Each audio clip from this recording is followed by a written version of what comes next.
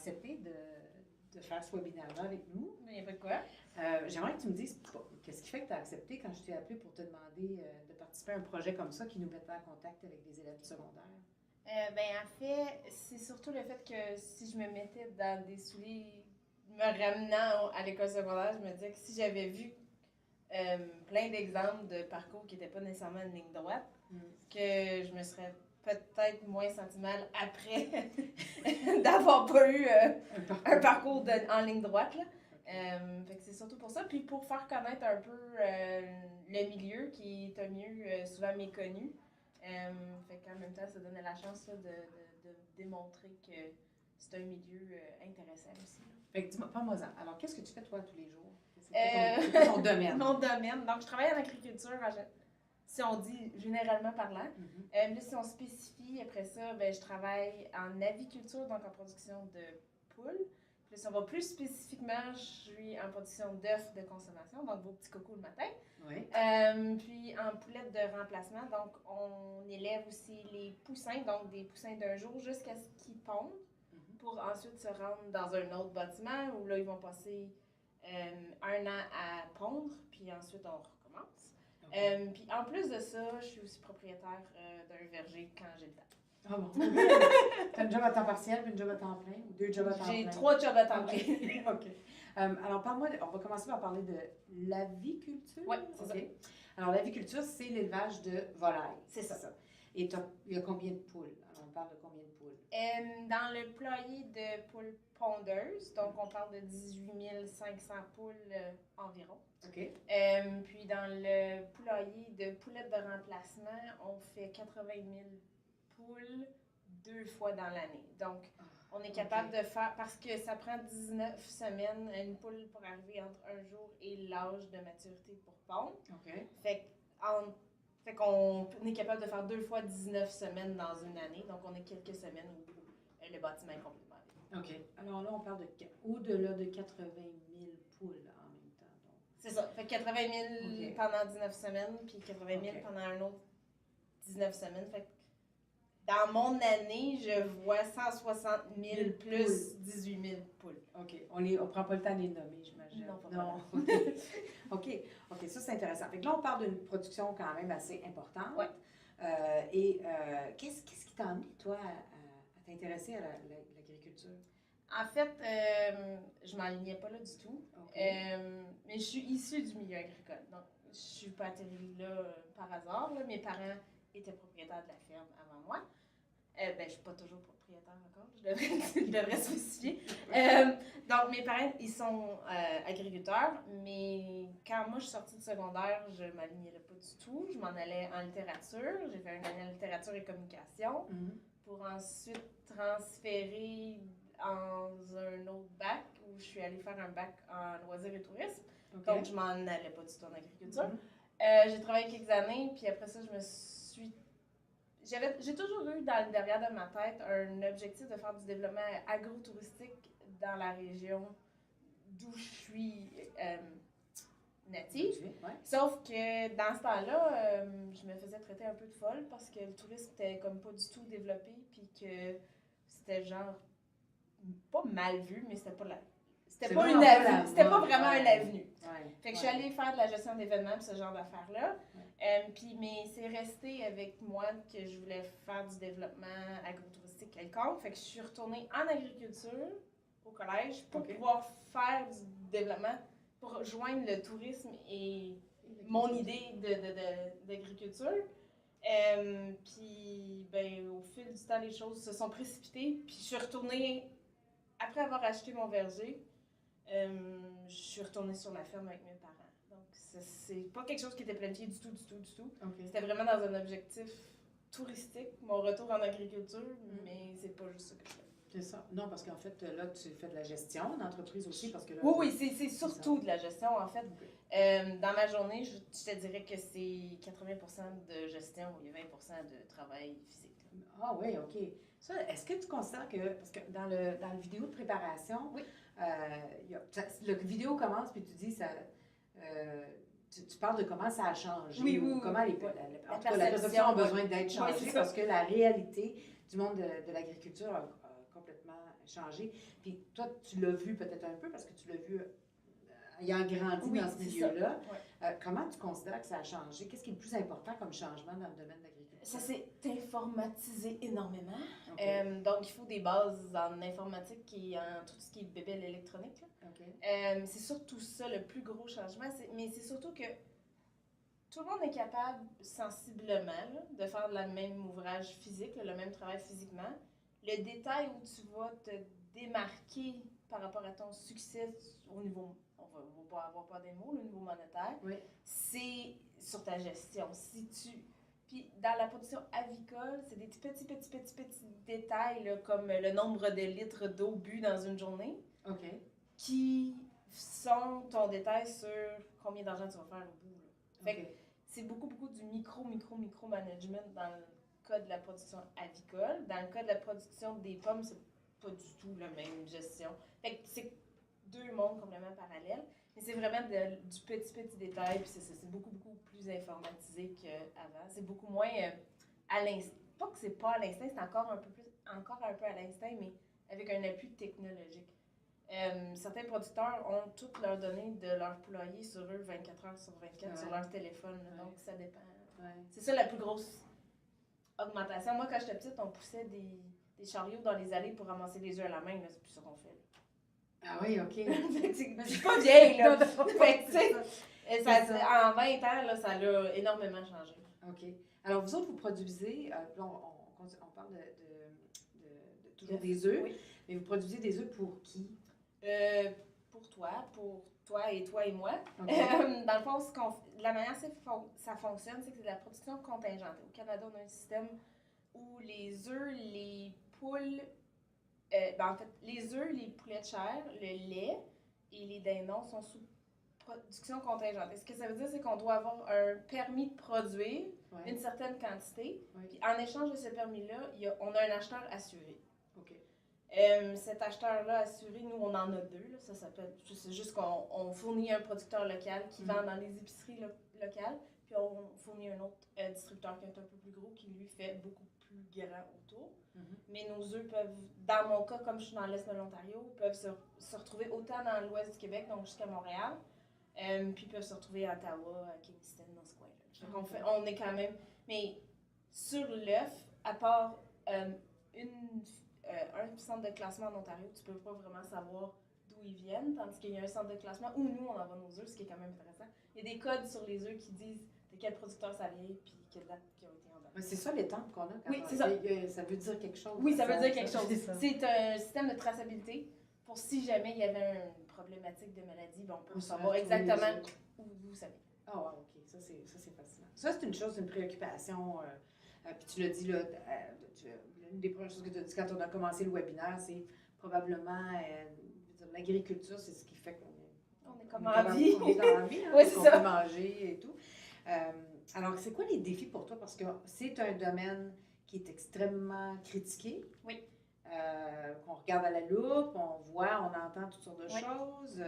Alors toi, comme étant quelqu'un qui est entrepreneur, puis tu as et le verger et tu fais la gestion de la ferme avicole, c'est quoi pour toi quand tu regardes les voies de l'avenir de ce domaine-là? Ça va être quoi les enjeux ou les grandes questions qu'il faut se poser? Il y a deux volets à cette question-là.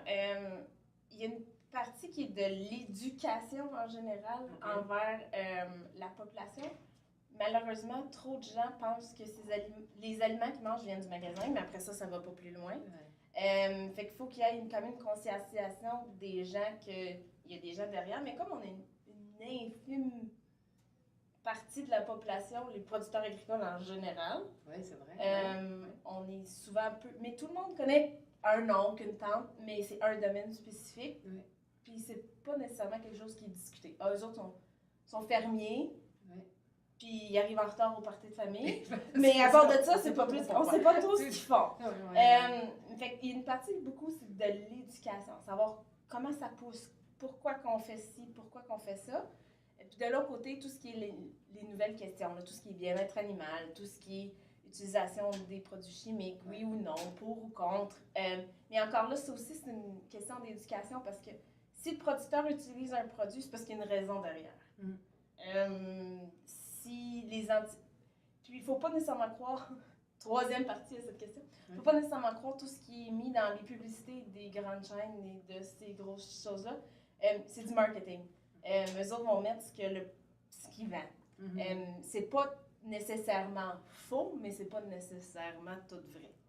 Fait qu'il y a des choses qui sont laissées de côté. Donc, des fois, ça donne une perception au public que si ça c'est très bon, ça veut dire que ça c'est pas bon. Mais c'est pas nécessairement le cas. Si je donne, par exemple, les poules en liberté pour les œufs, là, versus les poules en cage.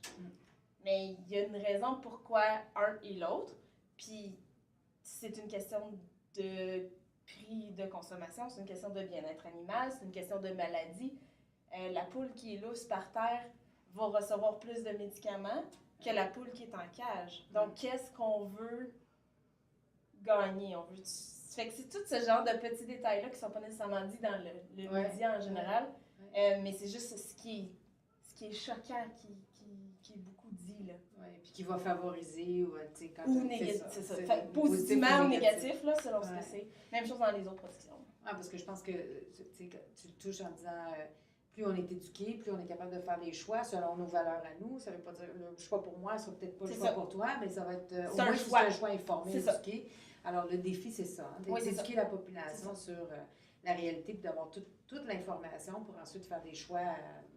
Puis pas nécessairement critiquer le producteur. Le producteur répond à une demande d'une clientèle. C'est ça. C'est ça notre job, nous, c'est de fournir ce que le client veut. Après ça, ben, on fournit selon les besoins.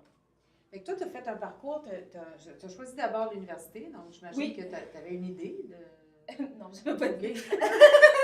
En fait, en 12e année, j'ai fait les tests là, comme tout le monde, 11e année. Puis il n'y avait rien de clair même dans mes tests.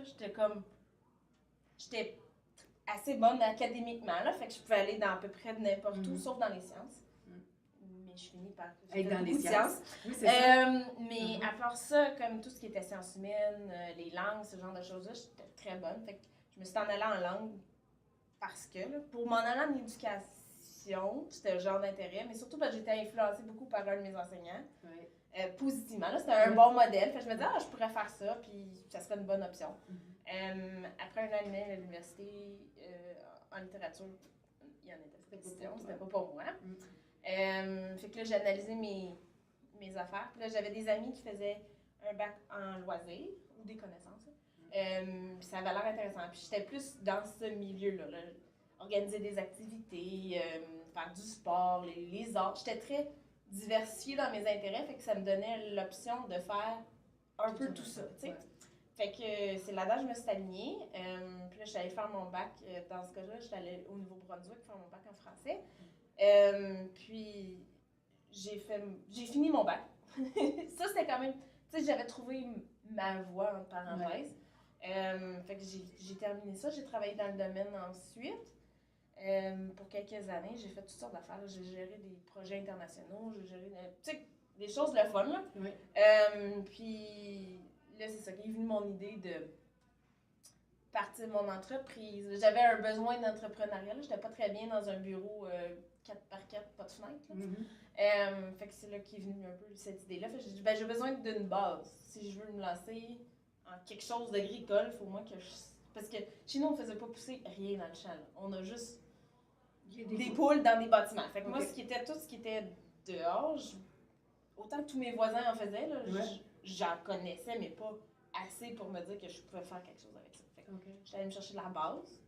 Fait j'ai fait j'ai fait mon université pour ensuite faire mon collège. Puis ensuite, je suis partie mon entreprise tout de suite, où à ce point-là, mon frère était sur l'entreprise familiale, fait qu'il n'y avait pas nécessairement de place là. Fait je suis allée travailler. J'ai travaillé 3 ans à peu près en agriculture. J'ai même monté les échelons très, très, très rapidement. Je suis devenue directrice des ventes pour une entreprise qui vendait des semences, puis ce genre de services-là. Fait que j'avais un territoire de comme du Québec, là, de la ligne du Québec jusqu'à passer Ottawa. Et nord-sud aussi, là, fait que c'était quand même 500-600 km comme d'espace. Là, fait que j'avais un grand terrain de jeu à gérer. Puis là, est venu un moment où mon frère a décidé de quitter l'entreprise. Puis là, mon père il a dit, ben, c'est le temps. Là. Soit que tu reviennes ou soit que je vende l'entreprise. Parce que je veux pas faire ça. Mon père pensait prendre sa retraite. Fait qu'il voulait faire ça tout seul. Fait qu'il se dit, si tu m'as dit que ça te tentait il y a une couple d'années, ça te tente ça encore?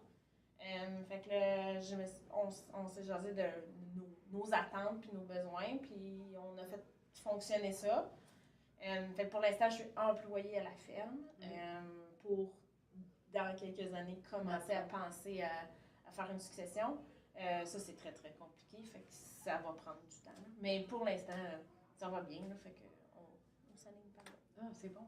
Fait que, bon, de toutes sortes d'expériences, alors.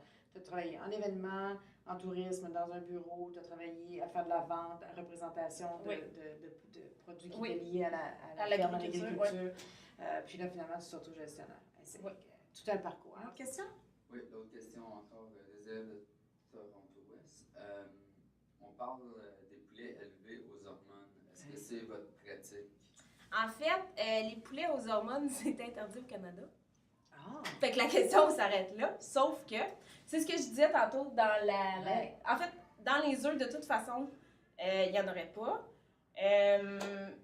Donc, le poulet, la question est plutôt dans les poulets de chair, j'imagine, là, le poulet que tu manges au resto ou à la maison. Oui. Donc, c'est ça. Il y a beaucoup de choses qui sont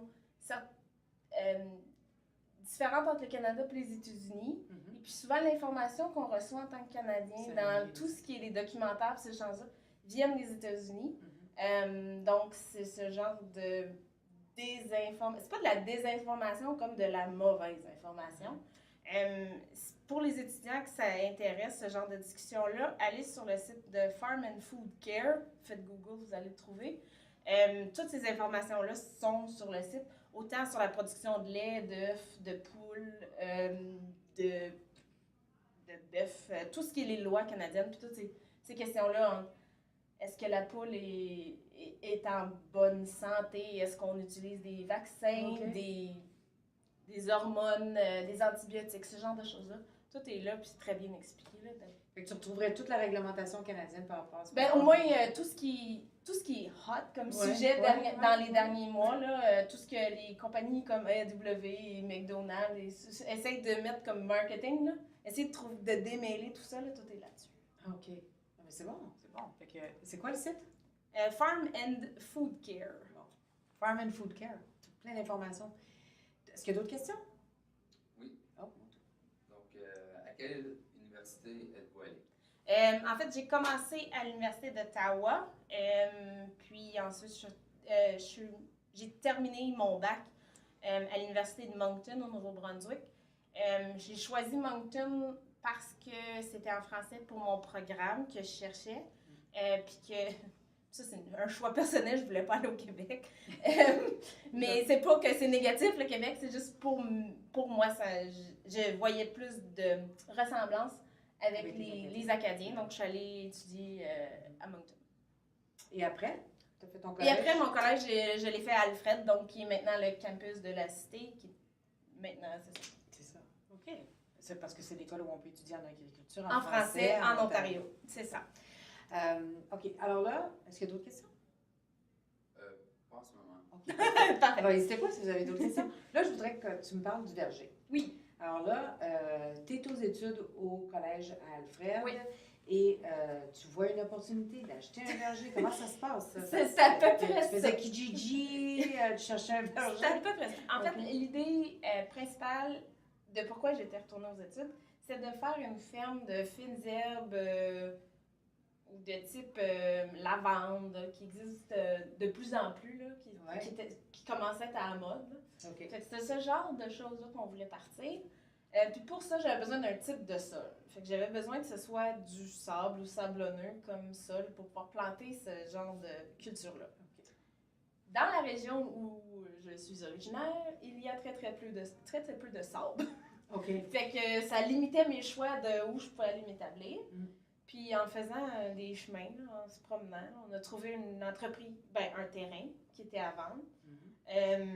En fait, c'est mon père qui l'a trouvé. Okay. Puis il dit il faudrait que tu ailles visiter ça, il y a des pommiers. Je suis comme, mais c'est pas ça que je veux faire. Comme j'ai un projet, c'est pas ça que je veux. Mais je suis allée visiter. Puis on a visité 2 fois. Puis on a fait un offre d'achat. Puis on a fini par acheter. Puis j'ai fait des pommes au lieu de faire des fines d'herbe.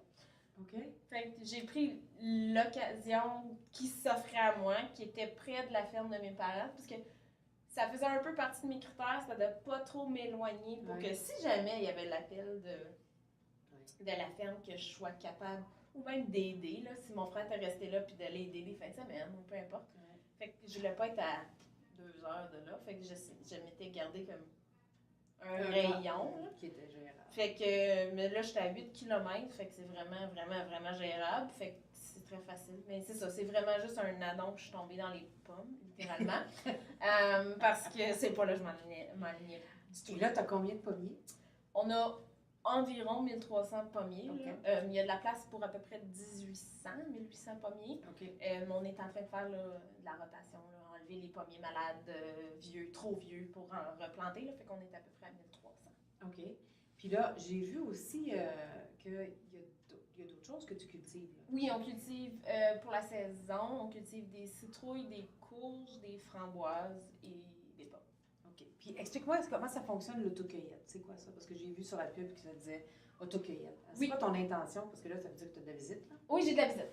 Entre la fin août puis la fin octobre, on est ouvert les fins de semaine au public. Donc, les gens peuvent venir cueillir leurs pommes pas comme bon leur semble, mais comme bon leur semble. Puis ensuite, on en vend aussi dans des marchés, dans des épiceries. Mais la majorité de notre vente se fait directement à la ferme. Donc, les gens viennent cueillir en famille, là, des petits poutres des fois quelques semaines ou quelques jours, jusqu'à des grands-parents de 80-90 ans. Qu'est-ce que ça t'apporte, ça, de pouvoir... Parce que c'est 2 mondes complètement différents. Tu as la ferme avicole où il n'y a pas de visite, dans le fond. Non, parce que tu n'as pas le droit d'avoir. C'est ça. Puis tu as l'autre où c'est complètement... ton chez-vous devient le chez-vous de tout le monde. Oui, c'est ça. Ouais. En fait, je pense que c'est que ça me permet d'être saine d'esprit. Okay. Parce que si j'étais complètement tout seul, tout le temps, 7 jours sur 7, à être dans mon petit bâtiment un peu sombre, je viendrais peut-être un peu folle. Okay. Tandis que, et vice-versa, si j'étais tout le temps dans le monde, puis que le monde c'était 52 semaines par année, j'avais du monde chez nous, je viendrais aussi un peu folle. Okay. Fait que c'est comme mon juste milieu de me garder saine d'esprit. Puis ça permet, c'est ça, d'interagir, puis d'expliquer c'est quoi l'agriculture, puis comment ça pousse, puis pourquoi on utilise tel produit, puis pourquoi j'utilise pas juste du bio, mais que je crois au bio, puis pourquoi... Tu sais, c'est ce genre de toute cette discussion-là qui peut avoir lieu quand les gens viennent chez vous. C'est très difficile quand on a des poules, puis que la réglementation fait en sorte que je peux avoir quelques visiteurs, mais je pourrais jamais avoir 2000 personnes, là, non, c'est ça, qui passent dans les portes, tandis que dans les pommes, c'est beaucoup. Ça te permet de faire un peu ce que tu disais tantôt, qui était un de l'éducation, mais aussi toute la question de ton entreprise agro-touristique. Parce que je devine que les gens qui viennent cueillir des pommes ou des framboises, ils viennent peut-être d'Ottawa. Il y a des enfants qui n'ont peut-être jamais vu une ferme. Là, oui, on a eu des gens qui sont atterris chez nous par pur hasard. On ne sait toujours pas à ce jour comment. Mm-hmm. Mais ils n'avaient jamais vu une pomme dans un arbre. Puis ils n'avaient jamais cueilli, ils ne savaient pas comment cueillir. Puis, tu sais, c'est le genre de discussion qu'on a. Fait que c'est intéressant cette dynamique-là aussi. Mais oui, on a des gens qui viennent de Montréal, d'Ottawa, des fois, on a des gens qui viennent de Timmins, qui viennent visiter de la famille, puis une fois par année, il n'y a pas de pommes dans le Nord. Fait qu'ils viennent en ramasser, puis ramassent du sirop d'érable en même temps, parce qu'il n'y a pas beaucoup d'érable dans le Nord. Tu sais, ce genre d'affaires-là. Là. Fait que c'est la discussion avec l'autre qui est intéressante aussi, là, puis de faire découvrir le milieu. Une des choses dont tu as parlé dans le petit vidéo qu'on a vu, c'est l'importance que tu accordais au fait que le nom de votre entreprise, l'Artisan Artisan Farm, que c'était bilingue. Oui. Fait que j'aimerais ça que tu me parles un peu de ce que ça te donne, ce que ça t'a rapporté, ce que ça te donne à tous les jours, d'avoir cette compétence bilingue. C'est quoi la plus-value pour toi comme femme d'affaires? Le bilinguisme. Il y a 2 parties parce qu'il y a les 2 fermes. Parce que dans la production de poules, je dirais que la majorité des documents puis la majorité de l'information est en anglais. On va se le dire. Donc, ça me permet... Puis mes fournisseurs de services, la moitié sont anglophones. Donc, ça me permet, tu sais, d'être capable de gérer mes affaires. Puis de l'autre côté, tout ce qui est interaction avec le public, là, c'est sûr que j'ai comme pas le choix dans la région où on est. Mais en même temps, le nom de l'entreprise avant était complètement unilingue anglophone, dans une région complètement francophone. Puis ça faisait en sorte qu'il y avait beaucoup de gens qui connaissaient pas le lieu. OK. Tout simplement parce que c'était connu par les anglophones de la région, mais pas par la communauté francophone. Tu dis, ils vivent dans le même village, là, mais c'était pas du tout connu, comme c'est dans un chemin pas du tout passant. Là, donc, les gens, s'ils passent pas là, ils savent pas que ça existe. Fait que ça a fait que ça nous a permis d'augmenter notre base de clientèle et donc notre chiffre d'affaires a énormément augmenté avec le changement de nom. OK. Il y a une des choses, parce que le projet s'appelle Parcours et détours, puis c'est vraiment un exemple de détour. Mais c'est intéressant parce qu'une des choses qui me revient quand je t'entends parler, c'est le fait que tu as dit oui à des choses, même si ce n'était pas ce qui était prévu.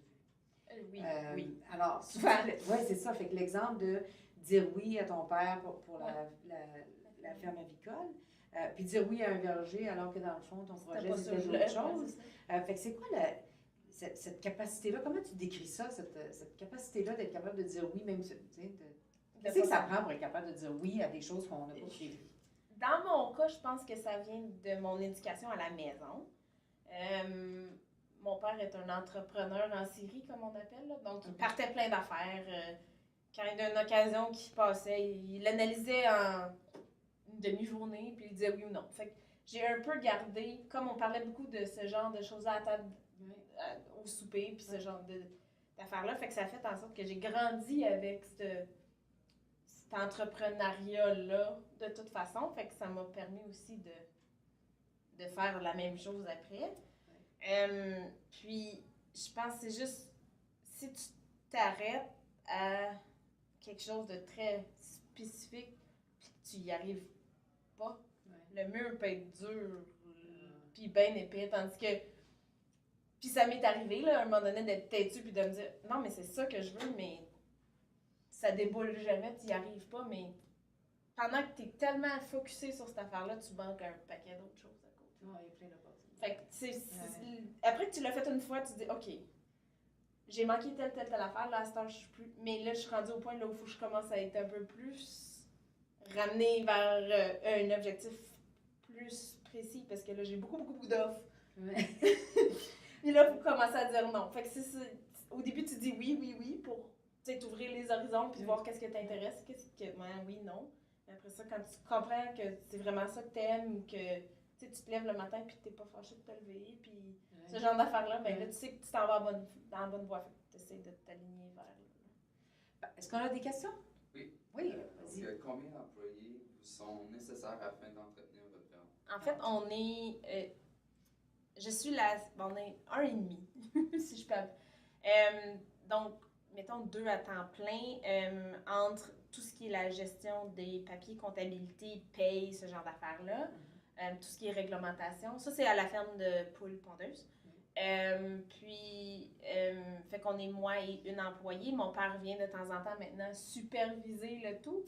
Mais la dame qui travaille avec moi, elle fait une 30aine d'heures par semaine. Fait que c'est pas un complet temps plein, mais presque. Puis il y a certains moments de l'année où c'est super occupé. Puis pour les pommes, c'est une personne à l'année temps plein. Puis pendant la saison, on peut monter à 3-4 personnes qui sont sur place à essayer de garder le tout sous contrôle. Parce que toi, t'embauches pas pour les ramasser tes pommes. Non. Vu que c'est de l'autocueillette, oui. Vous en ramassez. Nous, on en ramasse. Puis c'est ça. Sinon, la majorité est faite par le client lui-même. Sauf qu'on garde le verger très, très propre. Nous, dans notre façon de faire, on enlève les pommes qui sont par terre.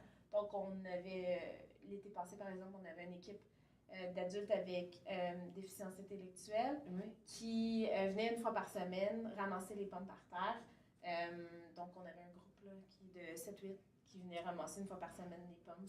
On les met dans des sacs, puis ensuite, on les revend à certains consommateurs. Fait qu'on a, oui, une équipe et quelques employés, mais dans des besoins sporadiques. OK. Fait que c'est pas des grosses équipes, malgré le fait que les chiffres... C'est des gros chiffres. C'est des chiffres, tu sais, le 80 000, là, je pourrais le... Si j'avais pas 2 fermes à gérer, le 80 000, je pourrais le gérer à moi toute seule, sans problème. C'est pour ça que ça a changé dans le domaine de l'agriculture. Avant, tout était pas mal plus petit pour être moins de monde, mais quand tu arrivais dans des chiffres comme ça, c'était impensable. Mais comme tout est automatisé et mécanisé, c'est assez facile de gérer ça tout ça. Tu sais, j'ai pas besoin de pelleter rien, j'ai pas besoin... Tu sais, je sors d'aussi propre que je suis là maintenant. Fait que c'est à ce point-là automatisé. Est-ce qu'il y a d'autres questions? Oui, mais ça a un peu rapport. Quelle sorte de technologie utilisez-vous à votre ferme? La ferme chez mes parents, en ce moment, on est en train, tranquillement, pas vite, de se remettre à jour. C'est surtout tout ce qui est... En fait, tout est lié à un système d'alarme. Nous, on a une console centrale, les ventilateurs, des sondes qui nous disent la température qu'il fait, la quantité d'eau qui est consommée, la quantité de moulée qui est consommée, le temps que certains moteurs peuvent rouler.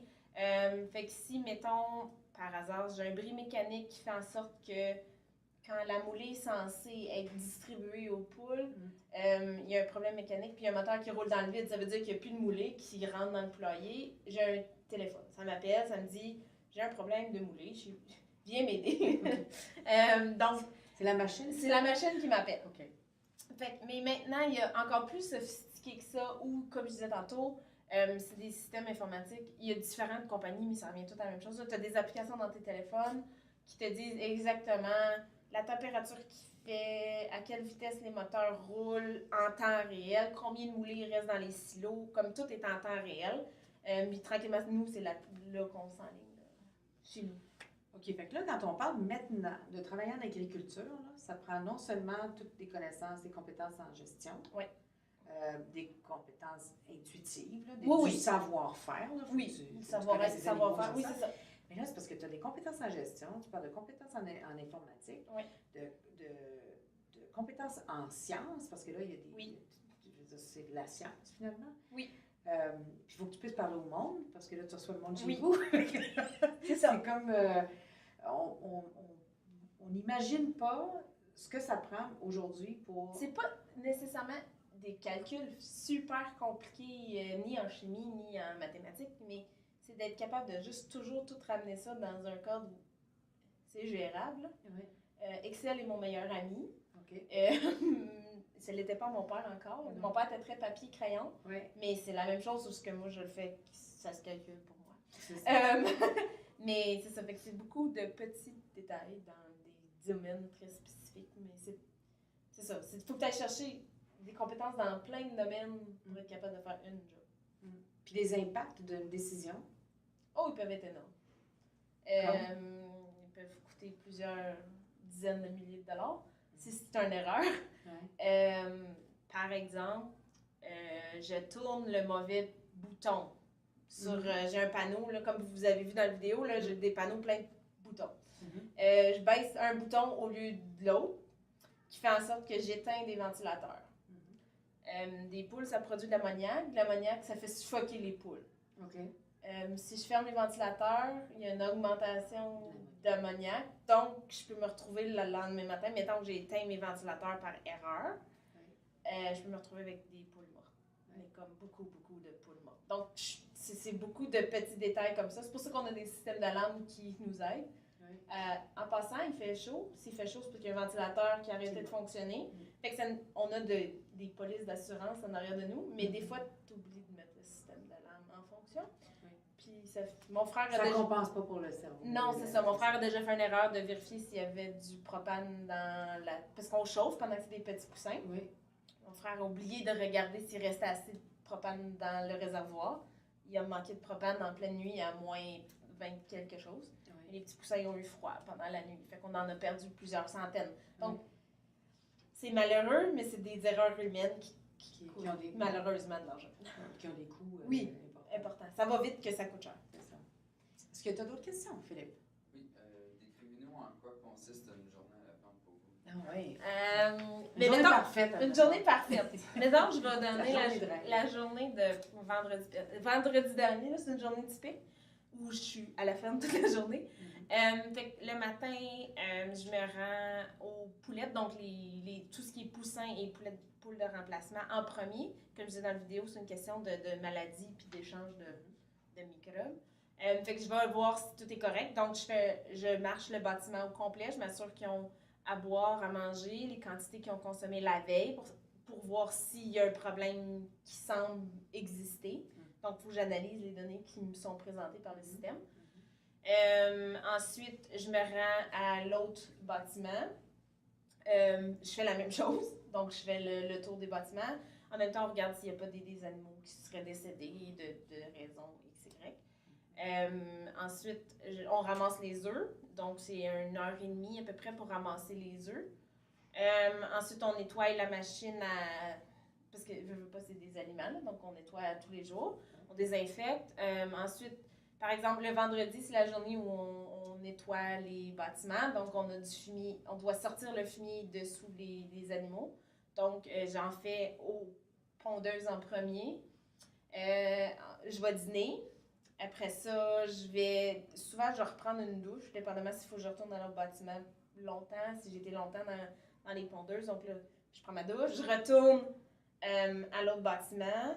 Là, on a encore nettoyé, donc on a enlevé le fumier sous les animaux là-bas. Je passe le balai dans tout le bâtiment. Puis on se rassure une deuxième fois qu'ils ont encore de l'eau, qu'ils ont encore à manger, que tous les moteurs fonctionnent, que ce qui m'est présenté dans les chiffres concorde avec l'heure de la journée où on est. Je retourne à l'autre bâtiment, m'assurer que tout est encore correct, qu'il y a assez à boire, qu'il y a assez à manger, que Puis je vais m'assurer 1 heure ou 2 pour faire des papiers, faire les payables, faire les recevables.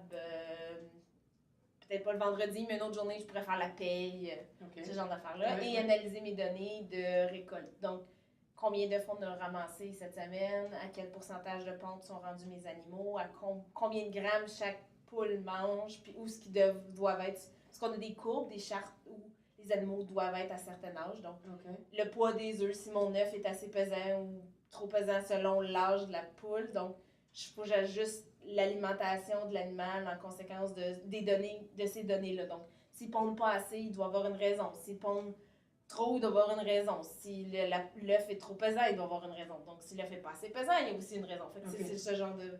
Fait que je fais dans une journée, ça ressemble à ça. Puis, s'il me reste une couple d'heures, parce que je ne ferai pas nécessairement du papier tous les jours, je vais aller travailler chez nous. Comme à ce temps-ci de l'année, on fait la taille des pommiers. Donc, je vais aller passer un autre 2-3 heures chez nous. Puis après ça, je soupe, puis je me repose. Ça va ça. Qui est rempli. Wow, OK. Est-ce qu'il y a d'autres questions? Oui, sur une échelle de 1 à 10, vous donnerez combien pour le niveau écologique? En fait... Quelle note tu te oui, c'est bon. Wow, OK. C'est une bonne question. L'empreinte écologique des productions avicoles a diminué de 50% dans les 50 dernières années. Fait que je pense qu'on fait une bonne job. Parce qu'on prend moins d'espace, on a besoin de moins d'animaux pour produire la même quantité, on prend moins de moulées pour produire la même quantité. Fait qu'en fait, d'écologie générale, on s'en vient pas mal bon. Est-ce que c'est plus côté environnemental, si la question est plutôt gérée dans cette façon-là? La seule chose qu'on produit qui est négatif, entre parenthèses, c'est le fumier. Mais le fumier, lui, est repris par d'autres producteurs agricoles pour nourrir la terre. Donc ça a des éléments nutritifs pour pouvoir faire pousser d'autres plantes qui font en sorte que ces gens-là n'utiliseront pas de produits chimiques, d'engrais chimiques dans leur champ pour faire pousser. Fait que je pense qu'on est n'est pas neutre, là. Non. On est pas mal pas pire. Puis dans le cas mettons, de la ferme de poulettes de remplacement, on n'est pas tout à fait une entreprise à carbone neutre, mais on a des panneaux solaires au toit qui produisent l'électricité. Donc on est presque neutre parce qu'on n'est pas un bâtiment lead, on peut pas le dire, là. Non, mais on est dans... Il y a des gestes concrets. Oui, puis on est en général des gens très consciencieux de notre environnement autour de nous. OK. Quand tu penses au verger? Au verger, l'empreinte écologique, on l'a diminué depuis qu'on est propriétaire. La question était une note sur 10. Mettons 8 sur 10 pour les poules. OK. Puis un 7 pour les pommes. Simplement parce que, comme tout le monde sait, les pommes, pour qu'ils soient parfaites comme les gens sont habitués de les voir à l'épicerie, ça prend énormément de produits chimiques. Chez nous, on a fait une décision de diminuer la quantité de produits chimiques puis d'augmenter la quantité de produits biologiques et d'essayer de conscientiser les clients qui n'auront pas une pomme parfaite et qu'il y a une raison derrière. Parce que souvent, il y a un compromis à faire. Soit qu'on a une pomme parfaite ou on a une pomme avec des défauts, mais avec une quantité moins élevée de produits chimiques. Donc, c'est pour ça qu'on est en train de s'améliorer. Est-ce qu'on va être complètement bio au verger? Peut-être pas, parce que je vais toujours me garder une carte dans ma poche pour sauver ma production. C'est comme ma paye. Fait que si j'ai pas de production, j'ai pas de paye, j'ai pas de salaire. Fait que c'est un peu difficile de me dire que je vais être à 100% bio si ça peut mettre en péril ma vie à moi aussi. Ouais. Tu me parlais dans la vidéo, tu parlais de, j'avais jamais entendu le terme, d'agriculture raisonnée. Oui. Puis c'est la première fois que j'entendais le terme. Peux-tu expliquer ce que c'est l'agriculture raisonnée? En fait, c'est un peu ça qu'on fait. Donc, c'est l'utilisation des produits chimiques juste quand on a vraiment besoin. Okay. Donc, on utilise plein d'autres méthodes avant de se rendre à l'utilisation d'un produit chimique. Ou on va utiliser un produit chimique qui est très efficace contre telle affaire pour pas en utiliser 3-4. Okay. Fait que l'objectif, c'est juste de soigner quand il y a un bobo, mais pas de soigner pas de donner des Tylenol juste pour donner des Tylenol, même quand t'as pas mal à la tête. Okay. En gros, c'est pas une bonne image. OK, bonne image. Est-ce qu'il y a d'autres questions? Non. OK. Alors, une des choses qui... fait que là, tu as parlé de ta journée parfaite. Oui. Peux-tu me parler d'un moment où tu as comme manqué ton coup? Ma journée pas parfaite? Tu sais, une vraie bourde, là. Ouais. Bon, il y en a plusieurs. Mais... Un exemple parmi tant d'autres. Ben tiens, je peux en mettre 2-3. On reçoit des poussins d'un jour. Mon père n'est pas là, parti en vacances. C'est mon deuxième troupeau que je gère. Okay. J'ai pas beaucoup d'expérience, mais tu sais, il m'a fait la liste de faut que tu fasses ci, faut que tu fasses ça, faut que tu fasses ça. Je suis comme, oh oui, je suis correcte, je vais être correcte. Et bien non. J'ai fait plein d'erreurs, dont les lignes d'eau, donc les poussins boivent sur des petites tétines. Ouais. Puis ils sont amovibles dans leur cage, donc on les baisse quand ils sont petits, puis on les monte au fur et à mesure qu'ils grandissent. Okay. Et puis on ajuste la pression de l'eau pour qu'ils soient capables de... Parce que si la pression est trop forte, le poussin est pas assez fort pour pouvoir picocher pour que la goutte d'eau tombe. Donc j'avais ajusté la pression, mais j'avais pas ajusté la hauteur. Okay. Ben c'est ça. Ça a fait des petits poussins qui ont eu soif. Fait que, une journée... Ça, c'est comme ma plus grosse bourde. OK. Sinon, ben, des moteurs qui cassent puis que je sais pas comment faire pour le réparer. Okay. Me retrouver les deux pieds dans le fumier, à marcher dans le fumier parce que c'est ça. Il y a des journées, ça va juste tout le temps mal. OK.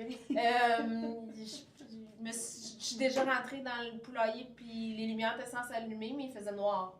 Complètement noir. Okay. Mais toutes mes données à moi me disaient que tout était correct de mon côté. Pour qu'une demi-journée plus tard, après avoir fait des investigations, appeler l'électricien, appeler ci, appeler ça, c'était un problème d'hydro. Ah bon? C'était pas mon problème, c'était leur problème. OK. Mais tant que tu le sais pas, tu penses que c'est ton problème. Fait qu'il se passe toutes sortes d'affaires quand même, à tous les jours. Le fumier, la façon qu'on le sort, c'est qu'il y a des tapis. C'est comme des tapis roulants, là, d'escalier roulant, mais droit. Puis ça amène le fumier vers l'arrière du bâtiment pour qu'ensuite on puisse le sortir. Mais des fois, ça arrive que ça accroche puis que ça déchire, ces affaires-là. Okay. Donc, on se retrouve à être couché dedans. Dans le fumier. Puis à essayer de réparer ce genre de... Fait que ça, c'est des mauvaises journées. Absolument, quand il y a du fumier et un bris mécanique, ça finit en mauvaise journée. OK, c'est pas mal. C'est le cocktail parfait. C'est pas une bonne après-midi. Non, c'est ça. Pas passer une bonne après-midi. Est-ce que tu as des questions, Philippe? Euh, Il y en a une qui s'en vient. On dirait qu'il y en a une qui s'en vient. ouais. OK. On continue. Tu peux me dire il est quelle heure aussi? Me faire un rappel de l'heure. Il est 13h52. C'est vrai? Oui. Mon Dieu, fait qu'on arrive à la fin. C'est Ah! fou! Ça allait aller vite. C'est fou! Je voudrais que tu me dises, s'il n'y a pas d'autres questions, je voudrais que tu me dises, ce serait quoi le conseil que tu donnerais? Là, tu as des élèves qui regardent le webinaire et d'autres qui le regarderont par la suite. Oui. Ce serait quoi le conseil que tu dois leur donner? La chose la plus importante qu'ils ont besoin de se rappeler quand ils sont en train de faire des choix, soit pour travailler dans ton domaine ou juste pour faire des choix. Ouais, c'est ça. Ce serait quoi le conseil avec ton expérience que tu aurais pu donner? Un peu comme je disais dans la vidéo, c'est de s'écouter, puis de choisir ce que toi tu veux faire. Oui, papa aura une opinion, oui, maman aura une opinion, mais au bout du compte, c'est toi qui va falloir qu'il te lève le matin. Choisis pas ce qui est plus payant nécessairement, choisis ce que tu as le goût de faire, parce que de l'argent, ça mène pas le bonheur. Non. Comment tu l'imagines quand tu penses à toi dans 10 ans? T'es où? Tu fais quoi? Qu'est-ce qui se passe? Ça va se ressembler. C'est vrai? Moi, je pense que ça va se ressembler. J'aurai peut-être des parts dans l'entreprise rendues à ce moment-là, là, donc je serai peut-être en partie propriétaire dans 10 ans. Ouais, mes parents vont avoir l'âge de... Ouais. J'aurai une part dans la ferme, mais à part de ça, ça risque... Ben, les choses vont avoir grossi, probablement. Je vais probablement être en train de bâtir un nouveau poulailler avec un nouveau système d'élevage encore plus sophistiqué. Mais sinon, le train-train quotidien, il risque d'être sensiblement le même. Tu lèves ta vie finalement. Oh oui, ça va. Je te remercie, Mireille. Merci. Merci à vous autres. Merci à tout le monde.